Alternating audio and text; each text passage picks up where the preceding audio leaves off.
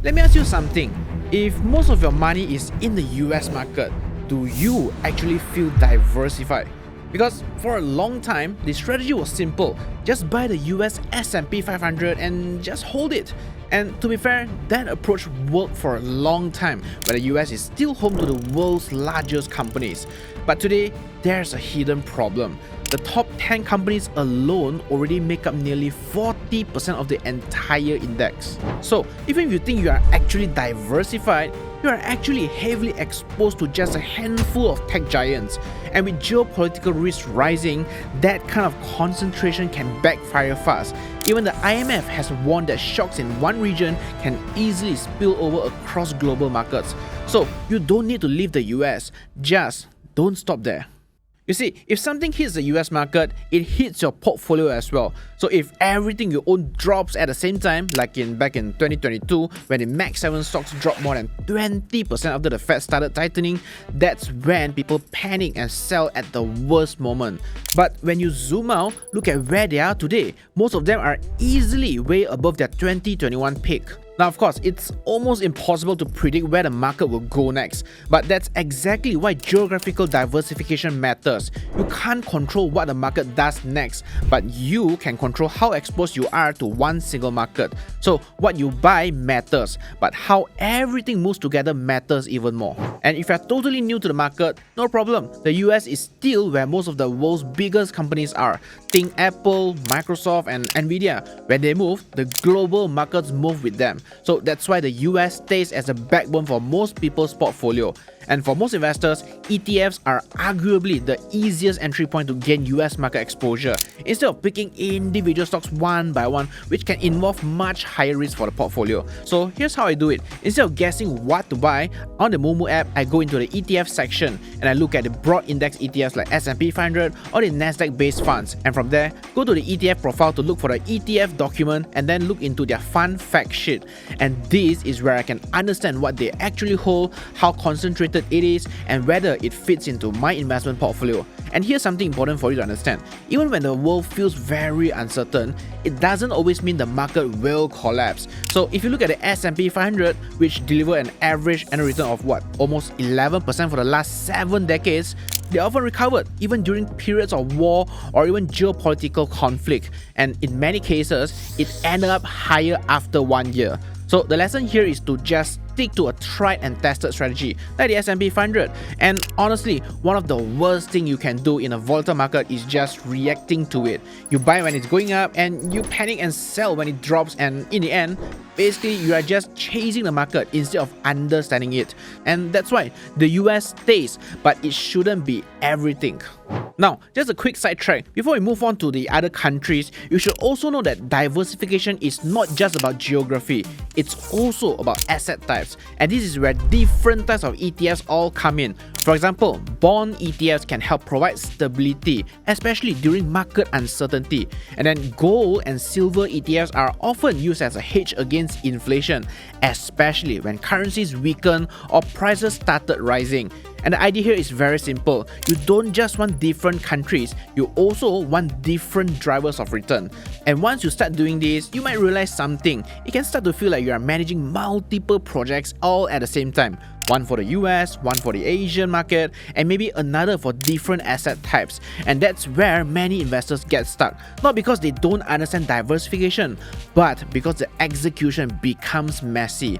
And that is why having the right platform matters. With Moomoo Malaysia, you can access different markets from the same account, including the US, Hong Kong, Singapore, and many more. And on top of that, you can also explore different types of ETFs, from bonds to commodities to alternative assets, all within one place. Now, with geopolitical risks rising, this could potentially be a good timing for us to shift focus towards the Asian market. But before we go into specific markets, there's one important question. Why Asia? If you notice, businesses around the world are starting to reposition themselves into regions that are more stable and predictable. And a very big part of that is driven by the semiconductor industry, especially with the continuous rise of AI. Demand for chips has exploded, and now we are facing memory chip shortages which are likely to continue through 2027. And that's why companies are all moving more of their supply chains all into Asia. And you can see this through capital flows. More FDI is moving into Asia, especially like Singapore, Indonesia, Vietnam, and Malaysia, driven by data centers, manufacturing, and also supply chain expansion. And if you look at the broader market performance, indices like Japan's Nikkei Index, Korea's Kospi, and also Taiwan's Taiwan Exchange, they have all shown strong momentum in recent years. And on the other hand, if you look further up the value chain, they are dominating the higher end segments. For example, Korea leads in high bandwidth memory (HBM), which is critical for AI computing. Taiwan, through companies like TSMC, dominates advanced chip manufacturing, while Japan, they play a key role in materials and precision components. And when you further zoom into Southeast Asia, countries like our country Malaysia and Singapore are benefiting from the mid to lower end of the supply chain. Think assembly, testing, and packaging. And even locally, you can see it. More data centers, more industrial parks, and even more foreign companies setting up over here. And that's not random.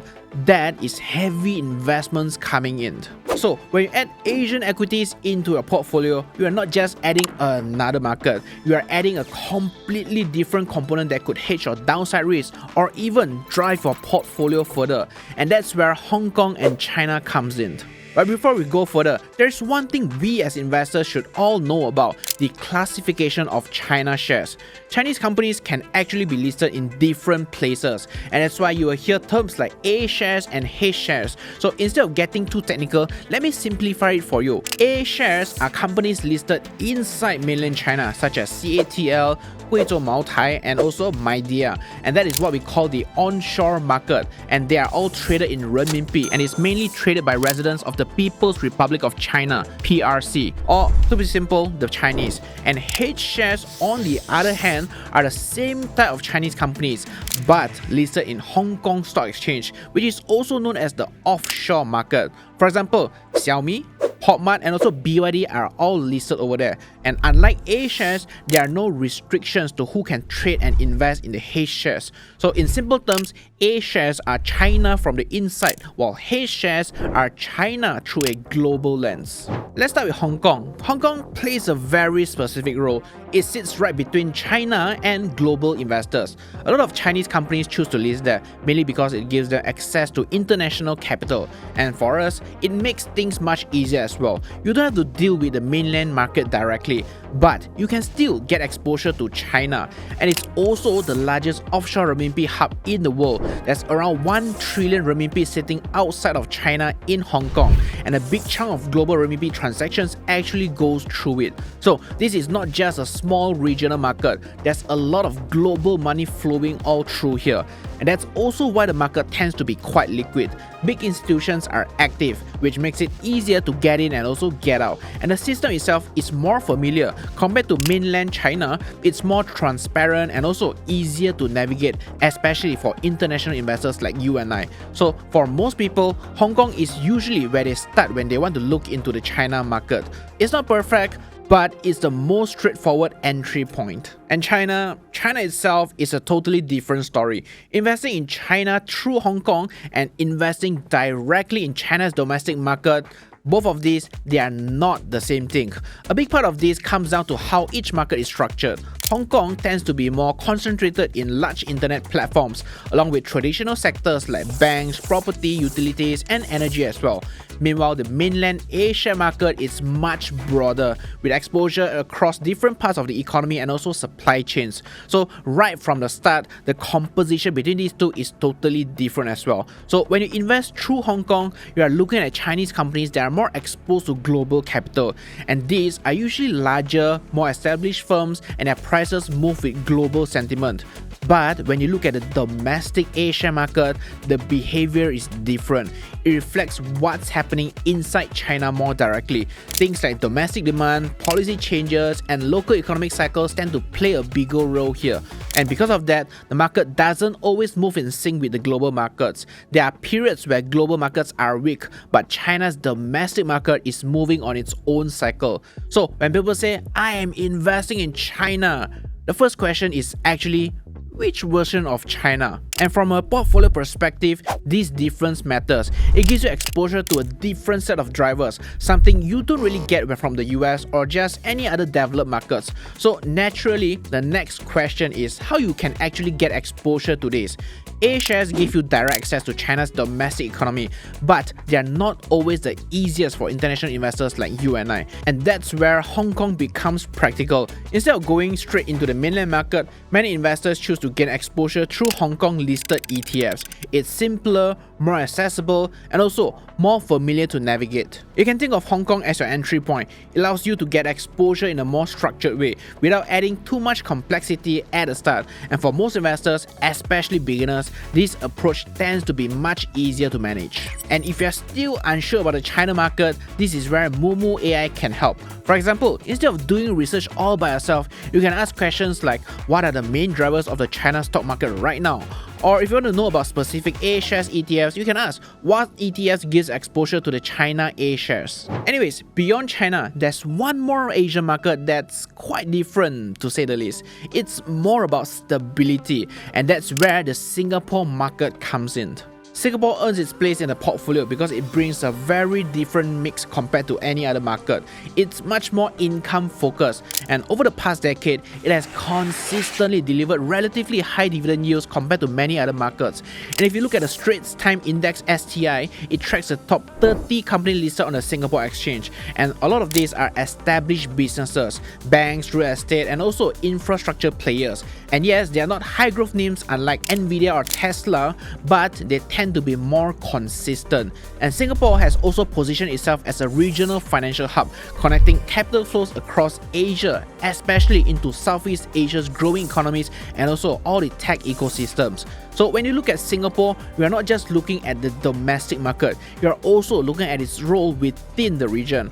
And that's what makes it useful in a particular portfolio. It helps sort of balance things out, especially when growth markets become much more volatile. Returns matter, but if your portfolio swings too much, it's very hard to stick with it long term, especially for starters. So this is where Singapore shines. Now, when it comes to all things ETFs, really don't overcomplicate it. Most people do, and this is where Moomoo fits naturally into the process. Instead of randomly picking ETFs, you can start from Moomoo ETF pages. But if you want to go deeper, you can always use the ETF filter tool based on your own criteria that are much more aligned with your financial goals and also your risk tolerance. And there are more than 50 filters available to fine-tune your search. Whether it's a specific sector, performance level, or risk tolerance, you can select what best suits your needs. For example, if you're looking for Hong Kong Stable Income Index ETFs, you can quickly narrow them down using the screener. And after entering the screener, select Create Screener, choose Hong Kong Market, and apply filters such as benchmark. You can choose HSI, AUM, Asset Under Management, you can choose more than 2000 M, and annualized return. Let's say for the last 1 year, you choose more than 10%. And after setting the criteria, click Done to get a list of ETFs that meet your requirements. And once you have narrowed down all your options, you can then compare shortlisted ETFs side by side based on their historical performance. And Moomoo allows you to compare up to 6 symbols at once, including their quotes, long-term performance, expense ratio, top 10 holdings, risk, and many more. And since you're already here, I've actually put everything together in a very simple table for you. And finally, once you have made your decision, you can of course proceed to execute your trade. Click on the trade button, and for order type, I will put a limit order type so I can buy at a specific price.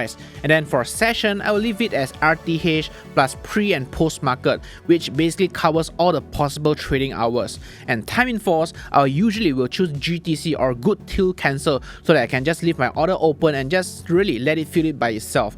And after confirming every detail, you can click buy, review the trade, and then just confirm it. Now, for long-term investors, you may already be very familiar with DCA or dollar cost averaging. This is an approach where consistency matters more than timing, and that's where RSP or their regular savings plan can be very useful, as it allows you to invest a fixed amount without trying to predict the perfect entry point. So this is how you can set it up. On the Moomoo app, go to the Markets tab and then look for RSP. Click on Create Plan and then just set up your recurring investment system.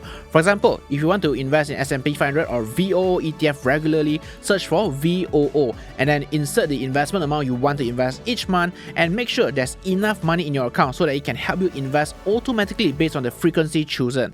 And in this way, you can reduce emotional investing and average your cost over time.